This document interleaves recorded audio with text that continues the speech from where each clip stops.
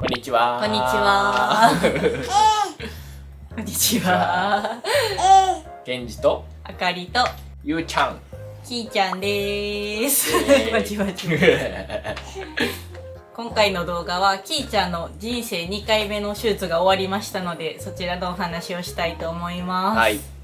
2月にきーちゃん人生2回目の手術を行ったんですけど、今までの話も含めてちょっと時系列でまたお話ししたいと思います。はい。今回の手術っていうのは右手の指の手術です。きーちゃんは生まれつき右手の中3本の指がくっついてたので、それを切り離す手術を行いました。今までも何度かきーちゃんのこの障害についてのお話しする動画を上げてたんですけど、最後に上げたのが生後5ヶ月の時、障害者手帳が発行されて、その時に動画を撮って以来なので、ちょっと久しぶりになります。はい。まずきーちゃんの病名なんですが、先天性高野クリン症候群。はい。という病気で、ありがとう。それが原因で手足に様々な障害を持って生まれてきました。まず大きなところで言うと、右足が欠損しています。はい。もう片足丸々ないという感じです。はい。ちょっとお肉みたいな塊が右足の付け根のとこにあるんで、それが足なのかちょっとお尻なのかっていう部分はあります。ただ大腿骨、太ももの骨はもうないので、足の骨は右足に関してはもうないと。ないな、やな。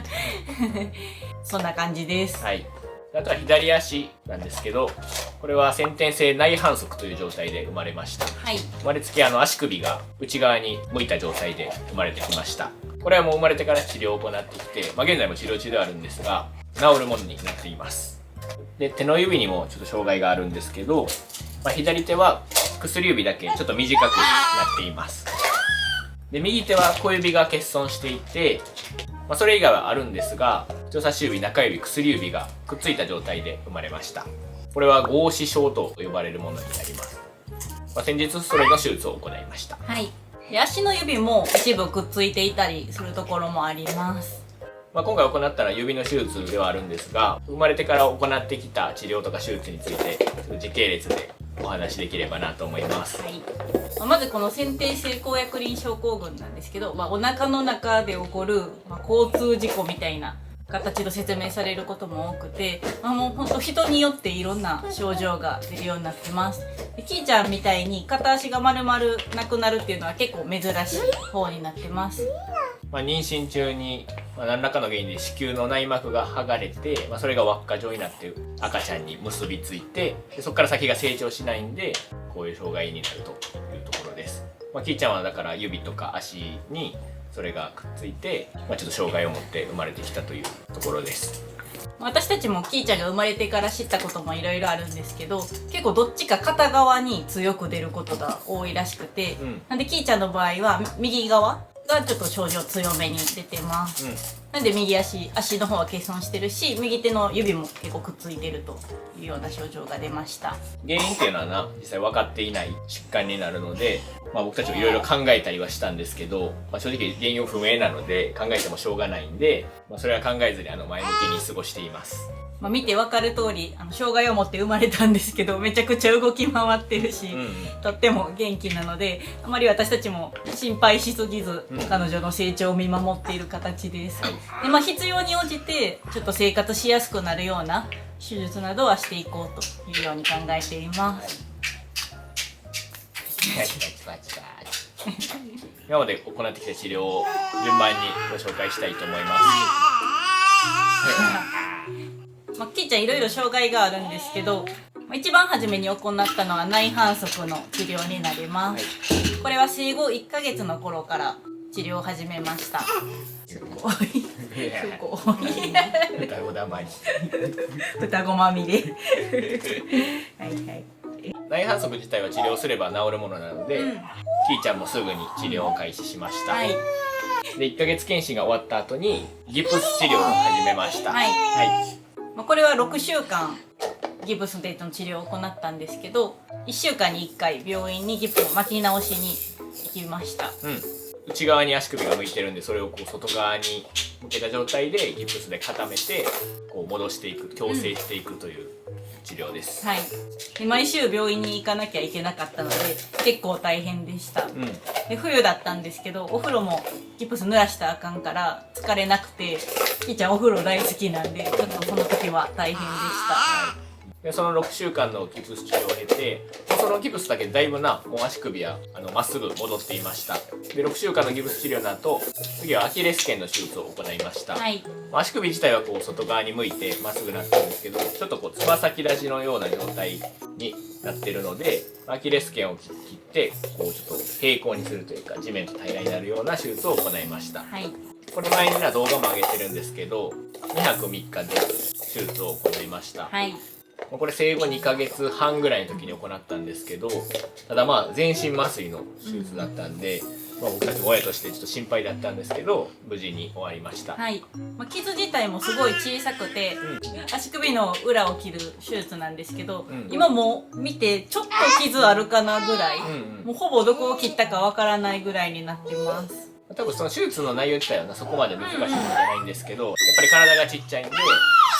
動いたら危ないし、全身麻酔での手術でした。はい。まだな、生後2ヶ月半でちっちゃいながらに頑張ってくれて、無事に乗り越えることができました。ルッタン。はい。手術の後、また3週間ギプスで固定して、で、その治療は終わりました。はい。でその後は、下肢装具。足にこう装具をつけて矯正していくというのをこれは今現在も続けています。はい。最初作った時は一日中つけっぱなしだったんですけど、きーちゃんが成長するにつれて寝返りしたりとか、ずりばいしたりとか、活発に動くようになってからはだんだんつける時間を短くしていって、今現在はお昼寝の時と夜寝る時だけつけてます。ちなみにここに装具があるんですが、はい。今つけてるのはこの装具で、こういう足が内側にまた戻っていかないように固定する装具を使っています。はい。もうこれ4代目。だんだんやっぱ足大きくなっていくから、順番に4ヶ月に1回かな、変えていってます。はい。で最初の頃はやっぱり成長が早いので、一番最初の装具は途中で延長したりして使っていました。すごい高価なものなんで、オーダーメイドなんですけど、補助金が出るんですけど、4ヶ月に1回しかその補助金が出ないので、最初はこう、伸ばしながら使ってました。健康保険とかでな、戻ってくるので、自己負担はゼロになってます。で、内反則、結構両足になる方も多くて、両足の場合だとこう板でつながったような装具を使うことが多いんですが、きーちゃんの場合は片足なのでこういう装具を使ってます。なので内反則は現在も治療中というところです。はい。この装具っていうのはしばらくこれからも寝るときは使うという感じです。はい。結構装具つけないと再発とかすることもあるらしいので、しばらくまだ治療は必要かなというところです。結構3、4歳とかまで続ける人も多いみたいです。で、ここからが今回の右手の指の話になります。はい。もともとこの指の手術っていうのは計画してたんですけど、やっぱり体が小さい時だと手も小さいので切り離し手術の難易度が上がるので、ちょっと体が大きくなってからやりましょうということで、もともと1歳前後にやるつもりでした。この合支症っていうと人によって全然くっつき方とか違うとは思うんですが、きーちゃんの場合は割と指の形ははっきりした状態で、ちょっと表面だけくっついてるみたいな感じでした。はい。なので複雑に絡み合ってるわけじゃないから、切り離し自体はそこまで難しそうではなかったんですが、やっぱり指がちっちゃいとこうリスクもあるっていうところで、ちょっと大きくなるのを待って手術を行いました。はい。この合支症っていうのはそこまで珍しいものじゃないらしくて、結構割合としてはたくさんいらっしゃるみたいです。あとは指が1本多かったり6本で生まれてくる方とかもだいたい1歳ぐらいで同じように手術することが多いみたいです。で、きーちゃん順調にすくすく育ってたので、最初この手術は10月末、生後10ヶ月の時に行う予定でした。ただ全身麻酔の手術なので風邪をひいてしまうとちょっとできないというのがあって、ちょうどそのタイミングできーちゃん風邪をひいちゃって延期になりました。はい。でこの手術を受けるにあたって事前に検査を受けないといけないんですが、その10月の時は、手術の2週間前に検査をしました。血液検査だったりいろいろそういうのを行って、そこで問題なければ2週間後に手術をするという形でした。で無事にその検査とかはしたんですが、その手術までの2週間の間でちょっと風邪をひいてしまって、手術自体ができなくて延期になりました。はい。で結構その風邪が長引いて、また手術延期になった日程もその風邪がまだ完全に治りきってなかったので延期して、でようやく2月にすることができました。はい。結構冬場になると、風邪のリスクとかもあるので、なかなか体調管理難しかったんですけど、なんとかできてよかったです。2人とも保育園に通ってるからな、周りがやっぱり風邪とかひいてるともらってくるし、冬場ちょっとそういうリスクがあるから難しかったんですけど、なんとか2月にすることができました。はい。だいぶ手も使うようになってたし、右手もくっついてはいたんですが、掴む動作っていうのはできたから普通に物掴んでたし、掴みたべもそのくっついた指でやってたりしたから、ちょっと早めに手術したらやってあげたいなとは思ってて、当初よりは遅くなったんですけど無事にすることができてよかったです。で今回の手術に関してなんですが、今回の手術は1週間入院して行いました。入院して翌日に手術を行ったんですが、その後に感染とかしてしまうと悪化したりとかちょっと炎症したりとかそういうリスクもあるので、1週間は手術後入院して様子を見るというような時間もありました。手術の内容としては、そのくっついてる指を切り離す作業と、あとはその切ったところの皮膚が足りなくなるので、この鼠径の皮膚を指に移植するというのも同時に行いました。はい、だから指とあとここも手術したっていう感じです。はい。大体こういうご視聴の方は大体皮膚足りなくなることが多いみたいなので、どこかから持ってくるというのはよくあることみたいです。はい。で今回の手術は全身麻酔で約3時間半の手術でした。で実際予定通り3時間半ほどで手術は終わったんですが、そこからちょっと麻酔が抜けるのを待ったりとかしてて、結局病室に戻ってくるまでは4時間半ぐらいありました。なので結構長かったので、私たちも待ってる間はすごい心配だったんですけど、無事手術は終わりました。ただ帰ってきた時まだ麻酔が抜けきれてなかったので、ピーちゃんも結構泣いてな、ちょっと錯乱状態というか、そうやな、そんな感じでした。はい。前回の手術の時はもう泣いてるだけ、お腹空いて結構泣いてるみたいな感じで、そんなに混乱してる感じとかはあんまりなかったんですけど、今回やっぱり成長していろいろ分かるようになってるからなのか、ちょっともう初めて見るようなピーちゃんの姿で、私たちもちょっと心苦しかったです。で手術終わった後はもう包帯を巻いて帰ってきたので、僕たちもその段階では指がどうなってるかっていうのは見ることはできませんでした。指がまたくっつかないようにワイヤーを入れて包帯を巻いて固定してたみたいで、もうその状態で帰ってきて、足の付け根のところも、テープを貼って帰ってきました。帰ってきた時は点滴とか、あとはおしっこの管とかがついた状態で帰ってきました。で1回目の内反則の手術の時は2泊3日だったので付き添いしなかったんですけど、今回は1週間と長かったし、キーちゃんも結構人見知りが激しくなってきてるので、ずっと付き添い入院を行いました。術後がちょっと大変で、本人も麻酔をかけた手術やったし、終わった後もそういう錯乱状態やったんやけど、夜寝る時とかも結構夜泣きとかしててんな。手術してたから痛かったのかもしれないんですけど、それでちょっといつもとは違う感じでした。割と場所見知り人見知りもするので、手術の前日に入院したんですけど、もうその時点でちょっと警戒してるというか、やっぱりちょっと怖かったりとかもしたのか、その日も実際ちょっと熱出たりして知恵熱みたいな感じで発熱して、そのまま手術の日も熱あったら入院したもののできひんみたいな状態だったんですけど、手術の日の朝には下がってなんとか受けることができました。で入院中は点滴とかつながってるからもうベッドからは出られへんくて、ピーちゃんも基本的にはもう24時間ずっとベッドの上で過ごすことになったんで、本人も飽きるやろうし、結構それが大変でした。基本的に私が付き添いしてたんですけど、手術の日と翌日ぐらいまではちょっといつもよりやっぱり元気ないかなっていう感じだったんですけど、手術2日後ぐらいからはすごいいつも通りぐらい元気になっていって、もう動きたくてしょうがないっていう感じだったので、そのキーちゃんと遊ぶのも結構大変やった。その狭い中で、おもちゃとか持ち込んでもいいんですけど、あんまり動かれへんからできることも限りあるし、おしっこの管が外れるのも結構遅かったんで、それまで過ごすのがきーちゃんも飽きちゃうし大変でした。やっぱり入眠とかもそれまではきーちゃん結構スッと寝てくれるタイプだったんですけど、寝るの時間かかったりとか、夜泣きももうほとんどなくなってたけど、やっぱり手術のこと思い出すのか、結構夜泣きの回数も増えたりとか、入院中はそんな感じでした。まあ、だんだんちょっとずつ慣れていって、病院生活にもだんだん減ってはいったんですけど、そんな感じでした。で1週間入院して、手術したところに包帯を巻いたまま退院しました。でもきーちゃんのその順能力みたいなのがすごくて、もう右手はなんかドラえもんとかアンパンマンの手みたいになってるからもう使えない、ほぼ使えないんですけど、なんかボールとかもここの脇に挟んでこうやって左手で投げたりとか、ご飯もいつもやったら右手を結構使ってつかみ食べしてたんですけど、左手を器用に使い始めたりとか、すごい本人が使いやすいようにどんどん工夫して手術後は生活してました。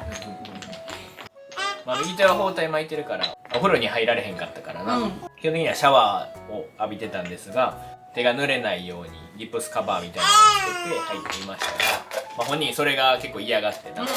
つけるたびに泣いてて、だから好きなお風呂時間もちょっと本人にとっては苦の時間になってました。なんかカバーがほんまに嫌やったみたいで、最初の日とかすごい泣いてな、でもこっちも濡らされへんから、つけてごめんみたいな感じで毎日お風呂入ってました。退院後3週間ぐらいつけっぱなしだったんですけど、だんだん慣れてきて、ようやくもう長くなったなぐらいにちょうど外れる時が来ました。その3週間はご飯中とかも汚れないように100均のなんか園芸用のアームカバーみたいなのを買ってつけたりとか、ちょっとできるだけ濡らさないように工夫しながら生活してました。パッカーパッカーで3週間その包帯を巻いた状態で、まあ、ついこの間3月にそれを外しました。その時に僕たちも初めて切り離した指を見ることができました。まあ、結構その3週間の間もきーちゃん夜泣きが結構ひどくて、まあなんか今までよりやっぱりストレスかかってたんかなっていう部分も大きかったです。まあ慣れない場所でな1週間入院したし、終わってからもこうな右手に包帯巻かれてたんで、多分本人的にもめちゃくちゃストレスかかってたから、毎日のようになんかうなされてるというか、ほんまに夜泣きがちょっとひどかったです。でも生活してる上ではそんなになんか右手を使えないことを気にしてる様子もなくて、いつも通り過ごしてました。夜だけちょっとほんまに夜泣きがあるみたいな感じでした。普通にこの包帯巻いた状態ですけど、こうずりばいとか全然してました。まあ全然気にしてない様子やったな。でこの間無事外れまして、新しい指と対面しました。で私たちも見るの初めてやったけど、本人きーちゃんもその自分の指を見るの初めてやったからか、最初その指見て泣いててんね。まあ最初外した直後はちょっとまだやっぱ手術後やからかさぶたとかあってちょっと黒くなってたりしたから、本人もなそれ見てまあちょっと怖いというか違和感があって、まあ自分の手やけど見慣れないことになってて、手を見て泣くというかまあほんまにそれちょっと泣いてたけど、なんか人生一周目って感じでな、まあ可愛かったです。まあ見慣れへんから確かに怖いかっていうのもあったけど、自分の手が違うのになったみたいな感じで、その外した日と次の日ぐらいまでかな、ちょっと手をふと見てビエーみたいな泣く瞬間とかがありました。でまあでもすぐ慣れて、その泣くのはなくなりました。でそのかさぶた自体も結構早い段階でほとんど剥がれて、まあ、最後1個だけちょっとついてたんやけど、それも無事剥がれて、まあ、今は結構綺麗な状態になってます。でまあ指自体は切り離したんですけど、最初包帯外した直後はあんまり右手も使ってなかったから、どれぐらいなんか動かせるのかよく分からなかったんですけど、まあ、最近になって右手でも使うようになってきて、結構指はなそれぞれ動いてる感じはあります。ギプス取ってから1週間ぐらいは右手全然使ってなかったんですけど、ほんまに徐々に使うようになって、今はもう結構右手もしっかり使ってます。今はほんまにおもちゃも全然右手で掴んでるし、つかみ食べとかも右手でまたするようになってます。またちょっとどこまで細かい作業できるかとかは分かってないんですけど、前より使いやすくなってたらいいなと思ってます。多分なってると思う。ただその手術する前まではそのくっついた指で右手で結構ご飯とか食べて使ってたんで、右利きかなと思ってたんですけど、その包帯巻いてる時3週間ぐらい使わへんかったから、基本的にずっと左で使ってて、結構今でもやっぱ左手を使うシーンが多くなったんで、これから本人も使いやすい方を使っていくのかなと思います。右利き左利きどっちかわからないんですけど、両利きになってくれたらいいかなと思ってます。基本的には左でやる方が多分やりやすいのはやりやすいと思うんで、左利きになっていくんじゃないかなとは思ってます。で生まれた時から予定してた手術っていうのはこの内反則の手術とこの右手切り離し手術だったので、しばらく予定してる大きい手術っていうのはなくなりました。なので今後はキーちゃんの成長に合わせて必要なものがあればその都度していくという形になります。であとは義足をどうするかっていうことが次出てくるかなと思います。今も実際主治医の先生とそういう話にはなってるんですけど、キーちゃんの場合は右足丸々ないので小義足と呼ばれる義足を使うことになります。それは結構骨盤からつけるタイプの義足で結構大掛かりなもので、義足ユーザーの中でもすごい少ない使ってる方少ないものらしいので、ちょっと情報も少ないし、実際使い勝手がめちゃくちゃいいものでもないらしいので、どうするかっていうところはあるんですけど、今後先生と相談しながら決めていけたらなと思ってます。でも今のところ片足でその立とうとしたり、器用にいろいろやってるので、基本的にはこう持って生まれた体でいろいろやってくれたらいいなとは思うんですが、それでもに不便なとこ出てくると思うので、その時に義足を検討したりとか、本人の補助になることをやっていってあげたいなと思ってます。今ほんまにゆうちゃんが捕まり立ちするの見て自分もみたいな感じでやりたがるシーンとかもあるので、本人がやっぱり立ちたいっていう気持ちがあるならそれをちょっと大事にして義足作ったりする必要があるのかなと思ってます。ちょっと生まれつき片足が丸々ないっていう人の情報がほんまに少ないので、もしそういう小義足の情報とかお持ちの方が いらっしゃったらコメントいただけると嬉しいです。ただ義足に頼ってその本来あるべき力っていうのが少なくなっちゃうのも僕たち嫌やなと思ってるんで、このだから左足をうまいこと使って、本人なりにいろいろできるようになってくれたらなとは思ってます。というわけで今回はキーちゃんの合子症の手術の話と、その他の今までの治療のお話をさせていただきました。同じ症状がある方っていうのは珍しいかもしれないんですが、こういう情報を発信することでどなたかの参考になれば幸いです。こういう動画を上げるといろいろコメントで教えてもらったりとか、僕たちも情報をもらえたりするので、そういう部分でもすごい助かってます。キーちゃんもなんですけど、ゆうちゃんも自分のペースで伸び伸び育ってくれてるので、今後も動画を通して2人の成長を見守っていただければ幸いです。障害あってもこうやってすごい元気に活発に成長していってくれてるので、そういう姿を見てもらえたら嬉しいです。また何かあれば動画で発信していこうと思います。それでは最後までご視聴いただきありがとうございました。バイバーイ。バイバイはバイバイ。バイバイ。